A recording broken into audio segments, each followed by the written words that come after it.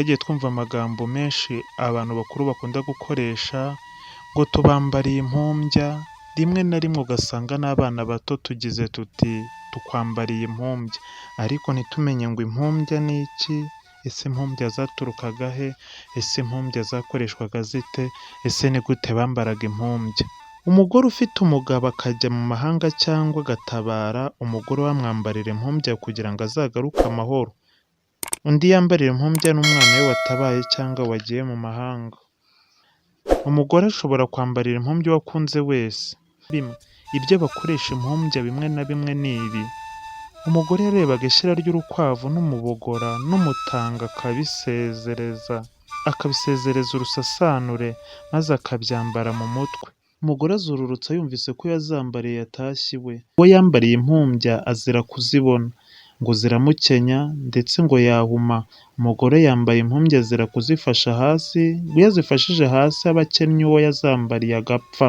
Bazishyitsa ku ntebe akaba ariho bazishyira. Kera umugabo yaratabaraga maze umugore akamushingira inteko. Bazana igisabo cy'isugi bakagishakira urugata, bakarushyira ku ntebe bakagiterekaho. Uko bukeye ku manywa na nimugoroba bagatonyangirizamo intama y'amata.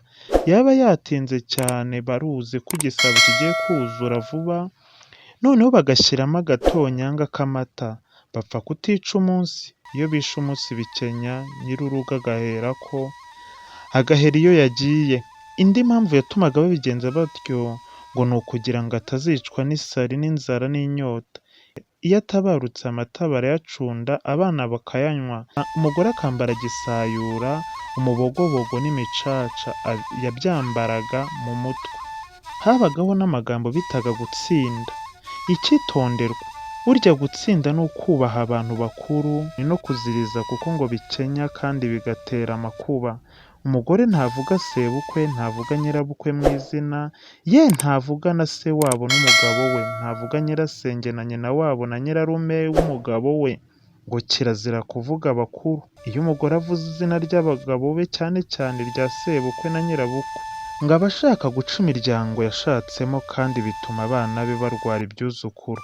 Ati rero ibyuzukuru ni iki? Ibyuzukuru ni ibishyiga n'ibindi birwara byo mu mutwe byitirirwa abagore bagiye bavuga amazina ya ba sebukwe na ba nyirabukwe. Iyo umugore yibagiwe cyangwa akubahuka kuvuga ba sebukwe cyangwa nyirabukwe mu izina, cyangwa akavuga ikindi kintu kiryerekeyeho, arahindukira akabizirura. Ngo yamaraga kurivuga agafata ibere rye agaciraho agira ngo cuka onka nawe kari mu nda. Uwo mugore yaba yarapfushije abana ari ntawe ahagaritse, agira ngo cuka bicunshu inka kari mu nda. Ubwo rero umwana ntarwara ibyuzukuru. Umugore ahora yirinda kuvuga abakuru